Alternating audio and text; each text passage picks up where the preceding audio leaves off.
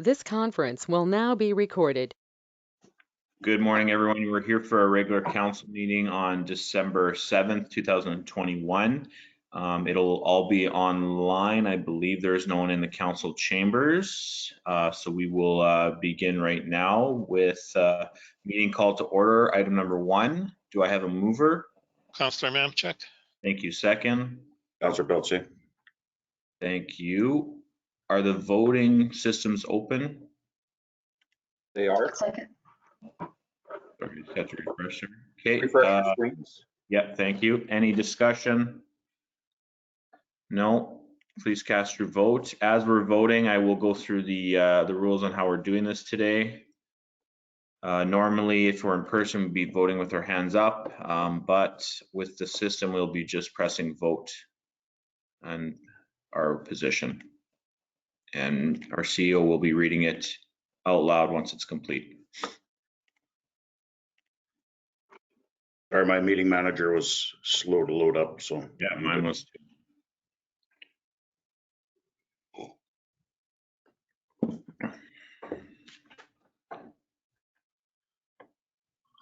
Vote is carried 5. I think that was a carried vote 5-0. Sorry, you broke off there, Mr. Duval. Item, okay, thank you. We'll open the meeting at 9:02 a.m. Item 2, adoption of the agenda. Do I have a mover? Councillor Clayton. Clayton, second by Councillor Belanger. Yep. Any changes, edits? Not you. Seeing none, please cast your vote.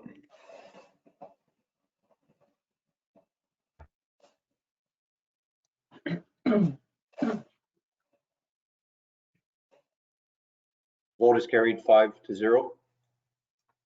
Thank you. We will go into delegations for 9 a.m. Mr. Donovan Taves and Jeff Pratt from Landmark Planning and Design. Morning. Good morning. Take it away, guys. Thank you, Reeve and Council. We're quite happy to be here. As you indicated, I'm here with Jeff Pratt and also with Choi Ho in our office. We've had the pleasure of, have the ongoing pleasure of working with your council on water supply project for your municipality, but today we're presenting on a water supply co-op for the Southeast region.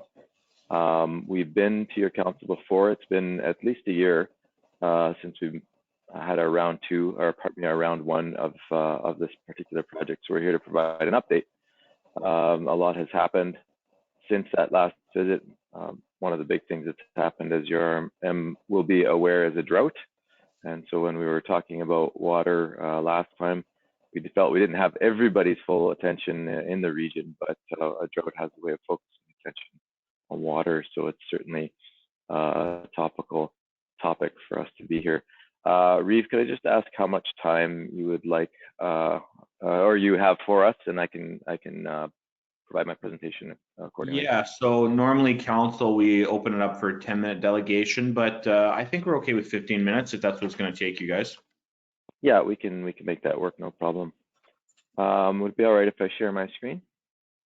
I think so. Tanya or Mitch, do they have to give controls over to Mr. Taves? No, there you go. You're the new presenter, so you should. Okay, bear with me.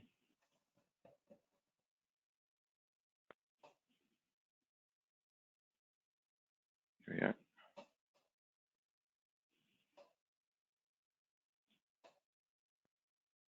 that showing up all right? Yeah, that's perfect. Great, thank you. It is a fairly lengthy presentation. The first half of it is a recap of the information from last year.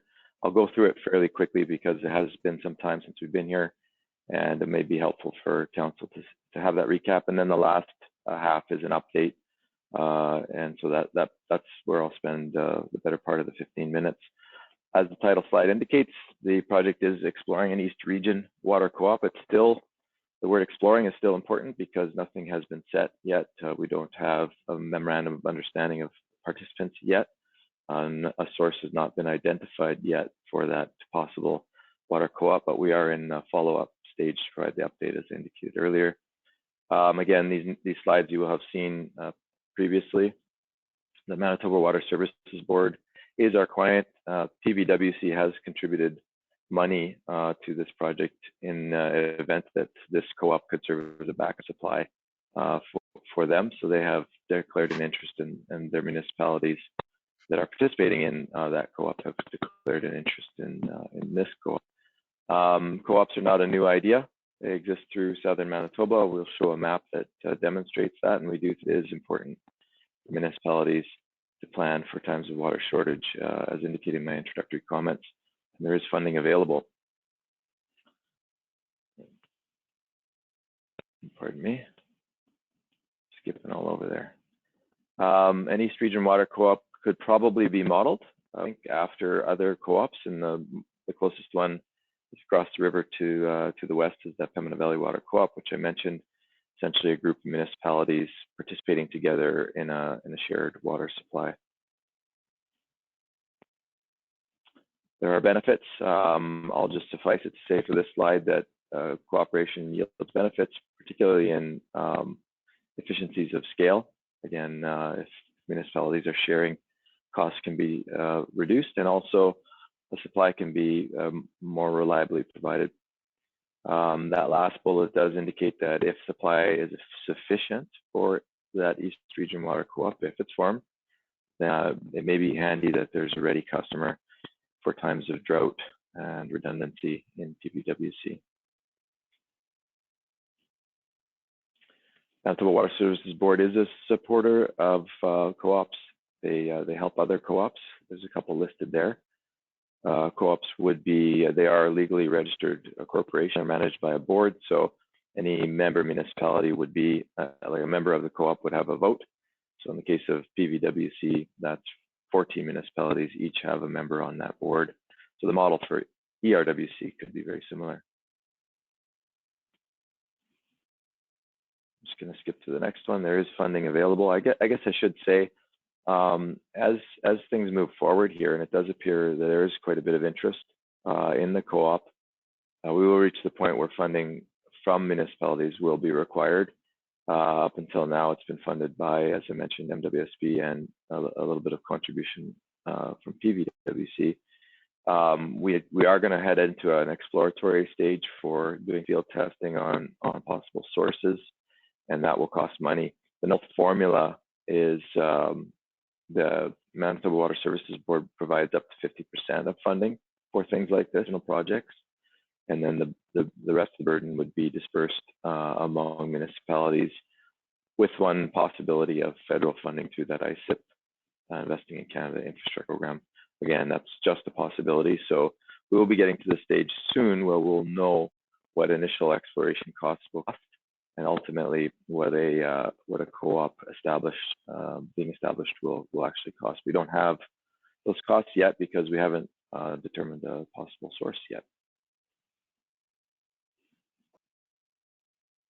Map of southern Manitoba, and all the blue circles indicate existing co-ops. So again, not a new idea in terms of water co-ops, and also the picture kind of shouts out to me that there's a lot of cooperation, collaboration going on in southern Manitoba vis-a-vis water. Since last time, we added these red markings to this map. Now, we did show this map last time, but didn't have the red markings. Those are interconnections between co-ops. So, yeah, the province is pretty keen on seeing redundancy and cooperation in regions, and that actually exists already where those lines connect existing co-ops. So there's actually pipes between those co-ops. The red circles are communities that are provided water from a co-op but aren't a member of a co-op. So a fair bit of cooperation going. The two dashed circles, of course, are areas where there are gaps in that southern Manitoba system, and there, East Region being one of those gaps. I'm doing my slide changes with my mouse, so sorry for the fluttering. And again, moving water around in southern Manitoba has been commonplace, because even though there's a lot of water throughout Manitoba, if you look at Manitoba map and showing all the lakes, you know we've got a lot of water. A lot of water, but it's not always where we need it, so we end up moving it around, and that's just part of life here in Manitoba. So we're moving on to the newer material. Although this map is still from the first round, the green line is simply us casting a broad net through Southeast Manitoba. Not everybody inside this line, I'm certain, will be interested or in participating in the co-op, but we thought it made sense to make sure everybody knew what the idea was, so there was no miscommunication. You know, if people don't know what's going on, they'll tell you what's going on, or it won't be right. So our thought was to communicate with everyone, and we'll continue to do that, whether or not folks decide to throw their hat in the ring for a co-op. Since last time, we did ask communities if they had a water need and or anticipated a water need. This map with the red circles and squares shows responses already, and we'll add more to the map as time goes on here. But those are communities that have expressed a need for a supplementary supply. So they'll all have a supply, much like Reshoot does. But all the other communities are indicating that based on their planning and forecasting, or even immediately, there's a need for more water. Everyone's doing a good job of conservation. There's a need for more. And the squares are not a supplementary supply need that's been indicated. It's a drought back need. So I mentioned those 3 municipalities that straddle the Red River are indicating a possible need for, or a need rather, for a backup supply in times of drought. And so if any RWC is established, it could certainly consider that, providing that, being that backup supply. We need to look for a source. And again, similar to casting the net broadly in terms of communication, we've done the same for looking at possible sources. So we've even put things on this map, sources map, that might seem far reaching. Lake Winnipeg, Shoal Lake, you see on the map, they are possibilities, for example. Each of these are going to have hurdles with them and challenges. Some will be easier than others, perhaps, or more available or more appropriate than others. So on this map, you're seeing the yellow are surface water possibilities, the purple are groundwater possibilities, and the gray are purchased water possibilities, basically purchasing from other co-ops. This map will evolve as we get out there and do more thinking. Undoubtedly, we'll come up with other thoughts and other sources, but now, you know, these are the possibilities that we're looking at. How do we assess these? We've been doing that using this matrix or chart. A little bit hard to read on your screen, I'm sure, but we'll make sure you can look at this at your leisure after the meeting. What this chart does is it helps us zoom in or zero in on more likely or more promising source. So the map circles are now demonstrated as columns across the top. So the orange ones are the surface water options, the green ones are the groundwater options, and the blue or gray ones are the purchased water options. And then we just looked at each of those options with respect to a series of variables. And those are listed in the rows. So there's physical variables and social variables. The treatment complexity, how complex is to treat this particular source when looking at it. The surface water ones are typically harder. There's a higher requirement for surface water treatment. How drought resilient is that source? Is there allocation available? So these sources would have to be licensed, and maybe the licenses have all been handed out. No more left to license. So allocation. How close is the source to potential users? So pipeline is expensive. If it's further, it's going to be more expensive. Not doable, but just more expensive. How close is it to potential users?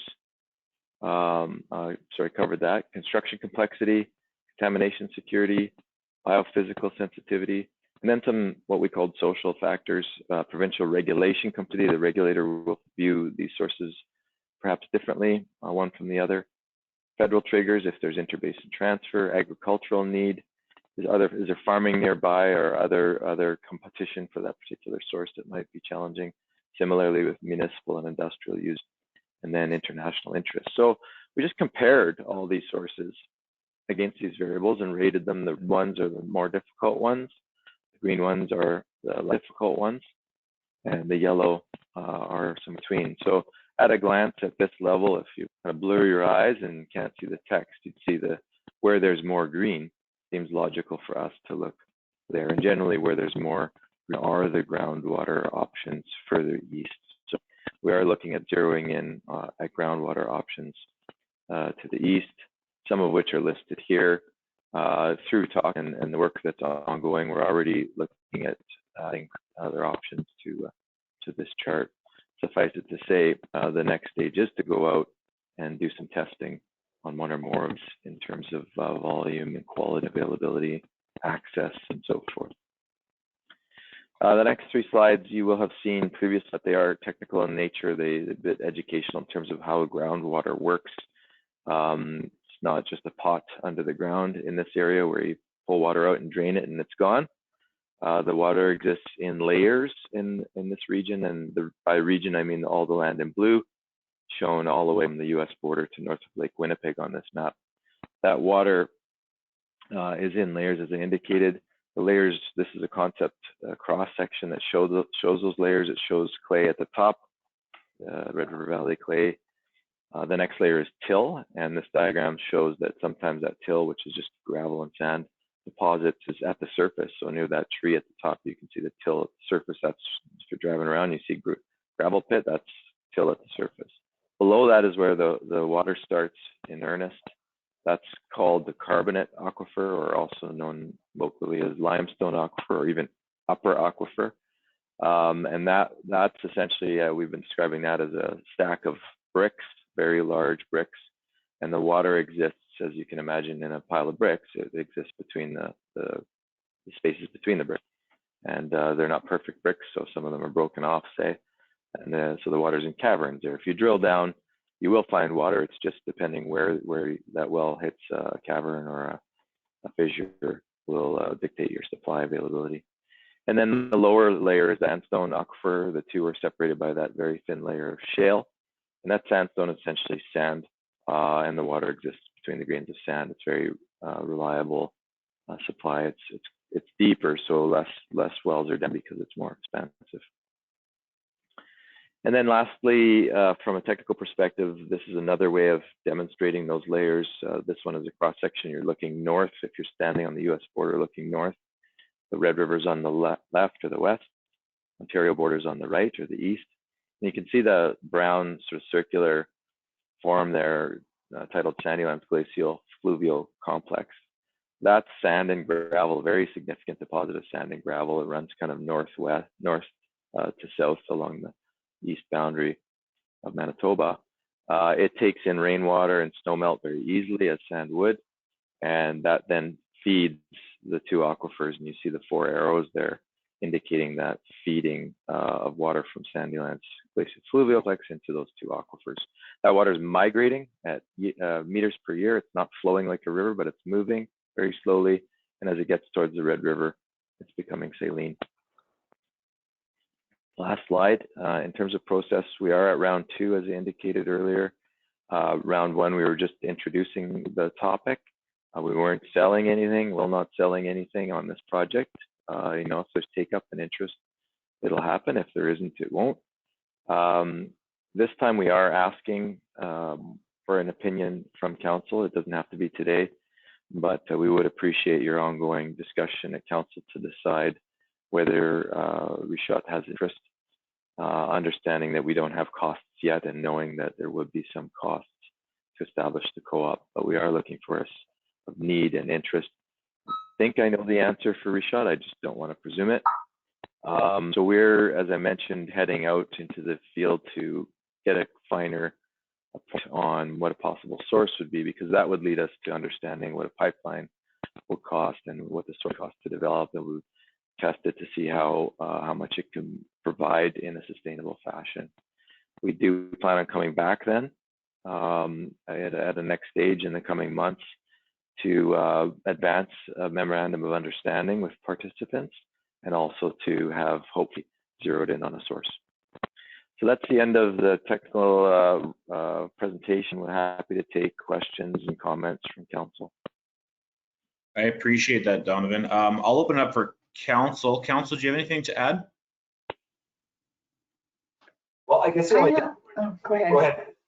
Well, I just Yeah. have maybe an easy, quick question. I'm just curious, and I know it varies throughout the whole province. I understand that, but just how thick are we talking about with that limestone aquifer? Like, is it I don't know, 100 feet, 200 feet, 300 feet? Yeah, it's interestingly, it's almost all of those, and I'm just going to go to the slide with the cross section Yeah, because that one. this one, you see the bit of a tilt on the layers there. The bedrock and then all the rock features above it are all slopes up, if you will, towards the east. So as you get to the east, that carbonate layer is getting it's getting closer to the surface and thinner. And so, you know, depending where you are between the Red River on Ontario border, that carbonate aquifer layer is lower or higher. It's about where you are. I think it's about 200 feet Okay. in depth. And I think it's about 100 to 200. And I apologize, I should have our hydrogeologist, Jeff Bell, who you're all familiar with here, but he could answer that perfectly. But it varies in thickness, and it's maybe 100 to 200.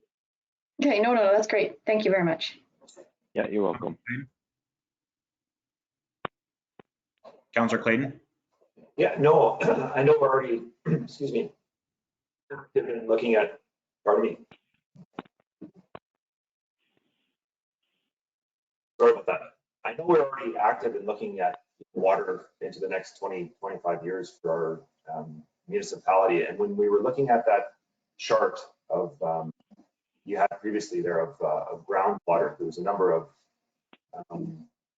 ones that were, you know, identified as being green. I'm just trying to look at that chart and sort of identify where we might be right now in that listing, or if we are or not. When you look at our existing, You know, yeah, thanks for the question. And I mentioned this chart, and our map is evolving. And even this morning, I added a column. A previous council asked something similar and said they were asking about Steinbach's water supply. It wasn't Steinbach asking, but realized we don't have a placeholder for, you know, carbonate and sandstone water in this region, in the region you sit, or some of the adjacent municipalities. So I've added a column. That one will have some red ones on it. Primarily will be allocation, so availability of water, and then quality will be a bit of an issue.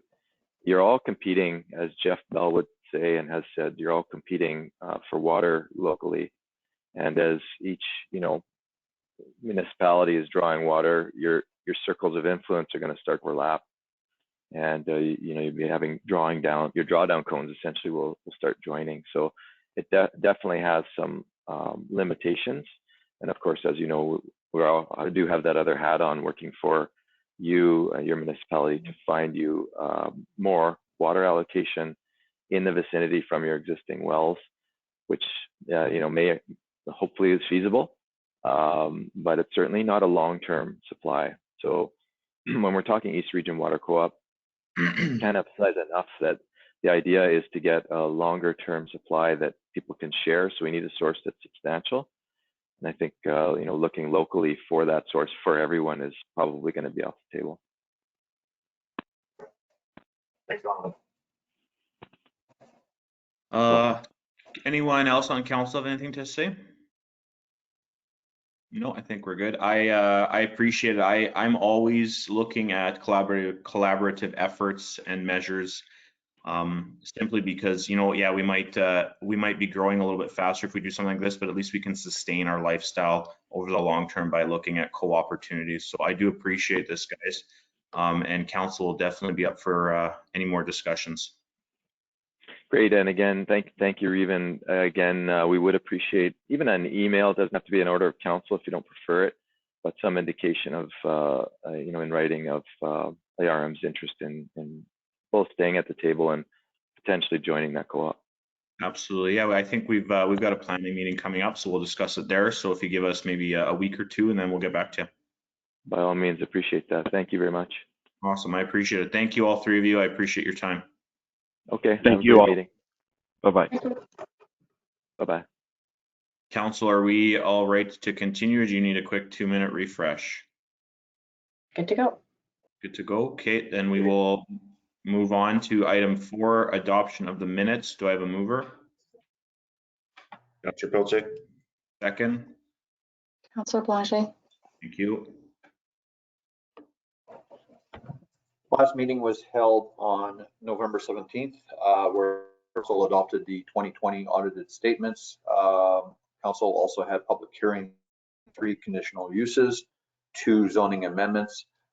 Council also passed resolutions regarding the mitigation and preparedness program, as well as regarding fiber optics outside of the scope of the community of.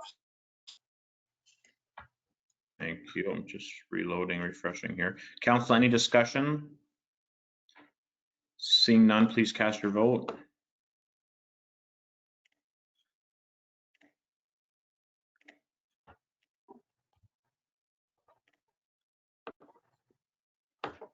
Vote is carried 5-0. Thank you. Item 5.1, accounts paid to be approved. Do I have a mover? Councillor Blanchet. Thank you. Second? Councillor Clayton. Thank you. We have batch 1469 for a total of 6.3 million. Big batch, actually not that bad. This represents % of school taxes collected in the month of October, remitted to the school divisions and to the province in the tune of 6.2 million. This is regarding pension, receiver general, and 1,000 and sidewalk projects. Thank you, Mr. CEO. I was going to say, Councillor Mamchuk, I might send you to sign all those checks, but I guess there's not that many, so that's okay. Council, any discussion? Seeing none, I'll cast your vote.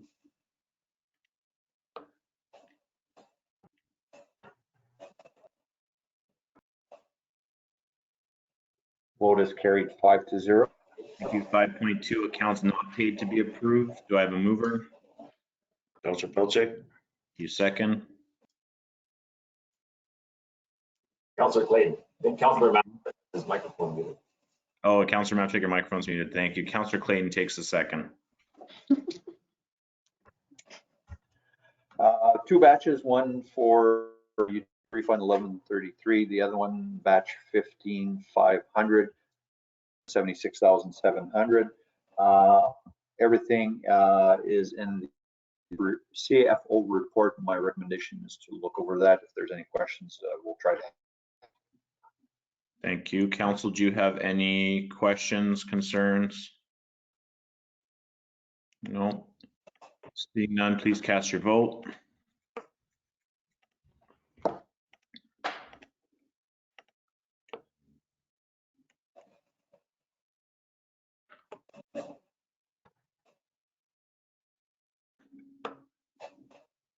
Vote is carried 5-0.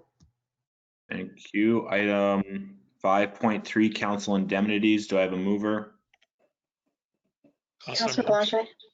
Councillor Mamchuk moves, second by Councillor Belanger. Hours for council for the month of November range anywhere between 16 to 46 hours, but does include 2 days of the AMM conference, whether attended in person or virtually online. Everybody participated, which is nice to see. Other than that, no other comments. Thank you. Council, any questions or comments on this? I have a comment. I accidentally put 50 hours for a Crow Wing Trail meeting when it was 50 kilometers. So Thomas caught that. Otherwise, my paycheck would have been pretty large this month. So thank you, Thomas, for watching our backs. Getting in your full year of indemnities there in a month. Good for you, Councillor. No, that's good. I appreciate the finance officer always checking in, making sure everything's up. Okay, please cast your vote.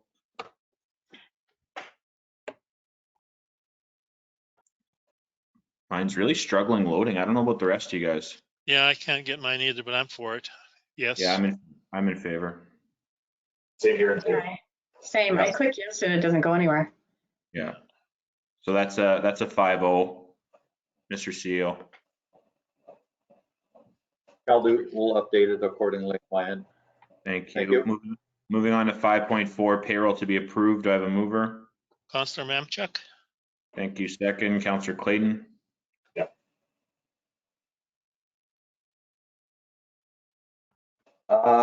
Payroll 24 is still very busy in the admin side of things. Starting to slow down with building permits and stuff like that. Out of overtime on the public works side, the fresh layer of snow and ice and stuff, bad conditions make the roads a little bit harder to take care of, but they're staying on top of that, so good to see. Other than that, nothing. Thank you. Council, any comments, questions? No, please cast your vote. Mine's working now. I don't know about yours. Yeah, I refreshed him. Seems to be good. Vote is carried 5-0. Thank you. You, 5.5, professional audit services 21 to 24. I have a mover. Counselor Clayton, Thank you. Second. Counselor Pelletier. You.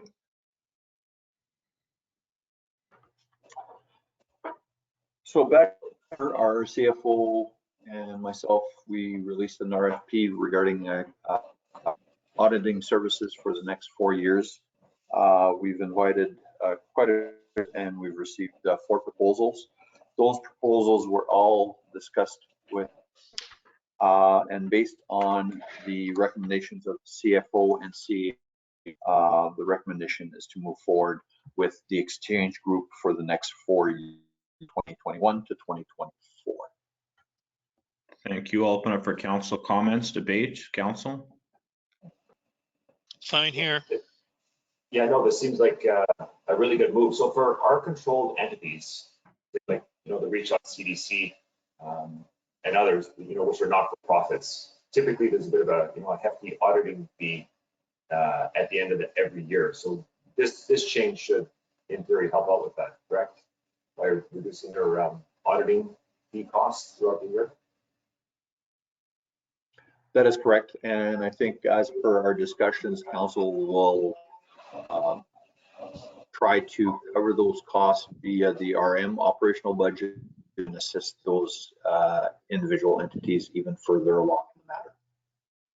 Yeah, we talked, I think Councillor Clayton, you had left just after. I don't remember you being online, but Councillor Belanger and I brought it up. It's been a discussion for a few years now, and obviously we can't set it for 2021, but 2022, I personally would like to see the inclusion that the RM absorb those costs. But again, that'll be at the table for another discussion to vote on. No, that's good news. Yeah. Okay, anything else? Cast your vote.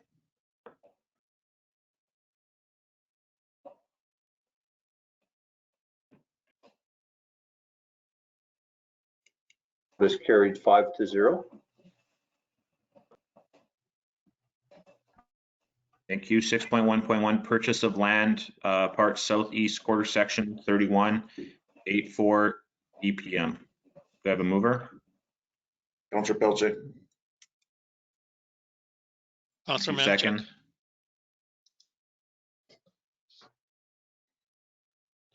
Okay, this is follow up to a matter. We basically made 2 proposals to individual land. As part of the process, it's to those 2 lands together as to what we call a plan of works. So that is being done by our land surveyors. The plan is in, so we need to move forward and register the plan in order to complete all the legal transactions forward. Thank you. I'll open up for council discussion. Council. Seeing none, cast your vote.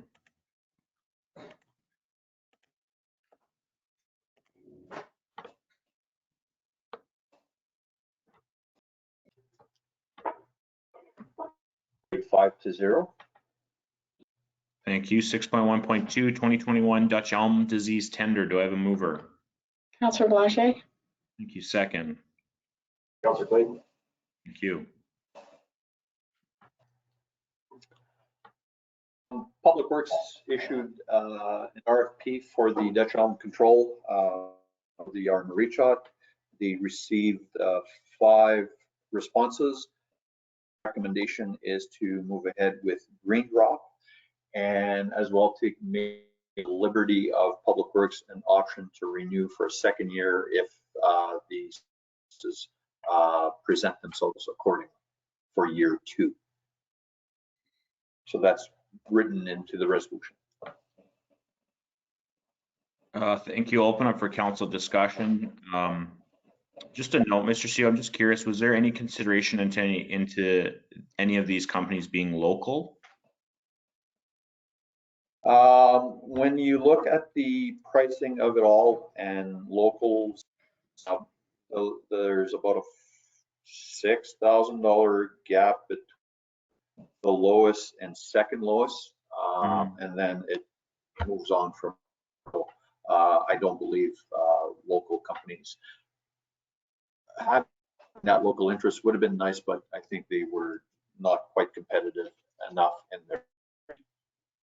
Yeah, I don't know about the other ones, but I do see Pine to Palm. I believe they are from Ile des Chênes. Am I correct by saying that, Councillor Pelletier? Yeah. Yeah, okay. Any discussion from council? Well, that's a good point, but there's the $20,000 difference. That's substantial. Yeah, Right. no, I agree. Yeah, I agree. Okay, nothing else. Please cast your vote.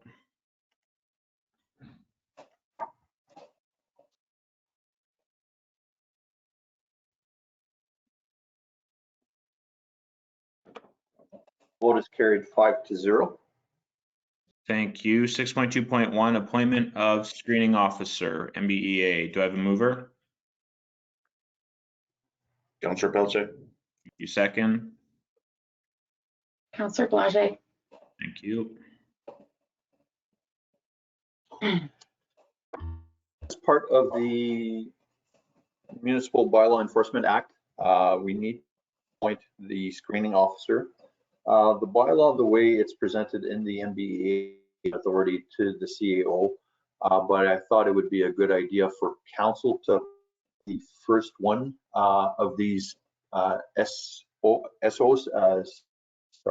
screening officer positions as part of the, I guess, the arms, so that way if we have to go back, we know the original person who started with that person, and actually he will be first appeals on December 15th, so I need to appoint him in order to do that. Perfect. Council, any discussion? I think this is a long time coming, pardon me, and I'm excited to see a screening officer in place because I think it'll add a little bit of teeth to our bylaws. Yeah, I think it's Great great. idea. Perfect. Kate, please cast your vote.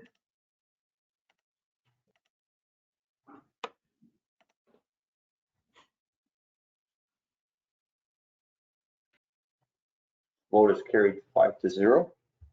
Thank you. And I think that brings us to item 9, adjournment. Do I have a mover? Councillor Mamchuk. Thank you. Second. Bueller, Councillor Clayton, thank you. Council, these final comments, council? Please cast Not your here. vote. Keep warm.